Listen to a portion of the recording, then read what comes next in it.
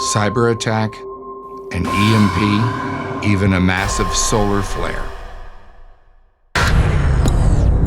The electricity grid goes down, you're back in the 1880s. Imagine what will happen if there is no food, no power, and no money, and no transportation. Only people with guns and the boldness to go and take what they need to survive will live.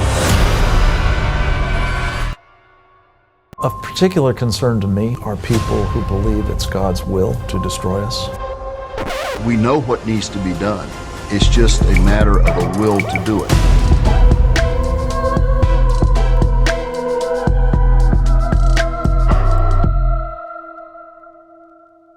Jonathan Hollerman, president of Grid Down Consulting, Electromagnetic Defense Task Force. Members secure the Grid Coalition. Deputy Director, U.S. Task Force on National and Homeland Security. Former military survival, evasion, resistance, and escape instructor. #1 best-selling author. Check out the Survival Theory, a Preparedness Guide, How to Survive the End of the World on a Budget. Survival Theory 2 is also out now. A Brother in Christ, which is really nice to find when we're talking about these topics.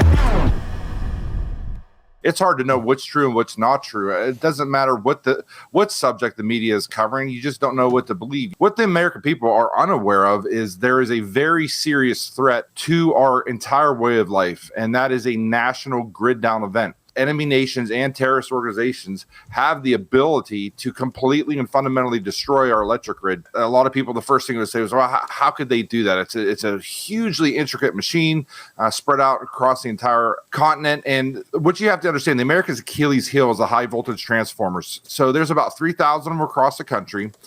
They weigh about 400 tons each. They are built in Germany and South Korea primarily. Recently, we've been buying them from China, but that's a whole nother topic.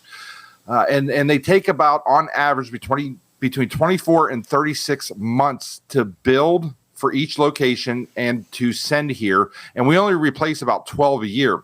Whether it be through cyber, a large solar flare, an EMP attack, there are multiple ways that we could lose those high voltage transformers. And the fact of the matter is we are going to be without power for a very long time. I would go so far as to say is if we lose power for more than a couple months, it's probably never coming back on. This isn't really fear mongering. I am the deputy director of the U.S. Task Force on National and Homeland Security, EMPtaskforce.us. I was also a member of the Electromagnetic Defense Task Force, which is a joint services wargaming operation down at LeMay Wargaming Institute. And we wargamed this scenario with all the military branches. All your alphabet agencies were there. The DOE, the National Security Council was there. Your Nuclear Regulatory Agency was there. So we basically wargamed this scenario. And what the American people have to realize is if in the case of a national grid down event, it's considered beyond design basis. There is no government plan. There is no military plan. FEMA has no plan for a national grid down event. We're headed towards World War III. If anybody's been paying attention to the news lately, it's probably going to happen in our lifetime. And the future of warfare is warfare in electromagnetic spectrum, and our enemies have the ability to completely destroy our electric grid. And that, like you mentioned in the intro, that would kill 9 out of 10 Americans within the first year. So there's a whole lot here to unpack. This sounds kind of crazy town. I get it.